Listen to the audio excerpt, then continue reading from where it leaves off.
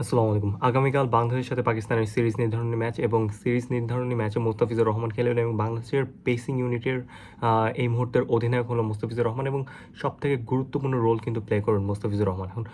এখন ব্যাপারটা হইতেছে ওয়ানডেতে আমাদের মুস্তাফিজুর রহমানকে কিন্তু ঠিক চেনা যাইতেছে না। টি-20তে মুস্তাফিজুর রহমান যেরকম অপ্রতিরোধ এবং ডেথ ওভারে যে লেভেলের অপ্রতিরোধ থাকে, বিভিন্ন ধরনের ভ্যারিয়েশন থাকে তার বলে, কিন্তু ওয়ানডেতে কিন্তু আমরা এখন পর্যন্ত এই সিরিজে কিন্তু মুস্তাফিজুর রহমান থেকে সেই ধরনের ভ্যারিয়েশন কিন্তু আমরা দেখতে পারি না। আমরা দেখছি যে ফার্স্ট ম্যাচে কিন্তু নাহিদ রানা দারুণ বল করেছেন, রীতিমতো পাকিস্তানের টপ অর্ডার ব্যাটসম্যানকে একদম ধসিয়ে দিয়েছে।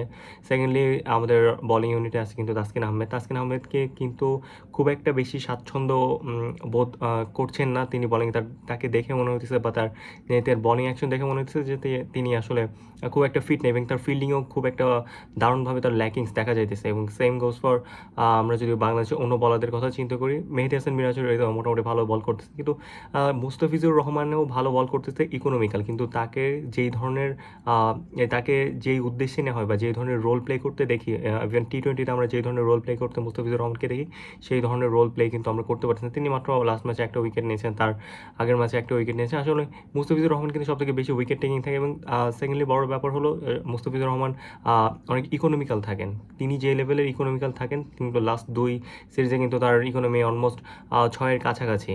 ফার্স্ট ম্যাচে কম হওয়া খুবই স্বাভাবিক, কিন্তু সেকেন্ড ম্যাচে কিন্তু অলমোস্ট 6-এর কাছাকাছি। অর্থাৎ মুস্তাফিজুর রহমান থেকে যে ধরনের ইকোনমিক্যাল বলিং আমরা এক্সপেক্ট করি বা তিনি যে ধরনের বল টি-20তে করে থাকেন, তার থেকে কিন্তু খুব বাজে অবস্থা ওয়ানডে দলে, যেটা কিন্তু দলের জন্য খুব আশঙ্কাজনক। এবং মুস্তাফিজুর রহমান যদি আসলে বোলিং ইউনিটের যেই দায়িত্বটা না নেন, তাহলে কিন্তু আমাদের বাংলাদেশের যে ব্যাটিং ইউনিটের ওপর কিন্তু খুব দারুণ চাপ পড়ে। এবং আমরা আরেকটা জিনিস দেখতে পাচ্ছি যে নেক্সট ম্যাচে জিততে হলে কিন্তু বোলিং ইউনিটকে ভালো করতে হবে। আমরা ফার্স্ট ম্যাচে কিন্তু বোলিং ইউনিট ভালো করছে, 115 রানের মধ্যে পাকিস্তানকে অল আউট করে ফেলেছেন।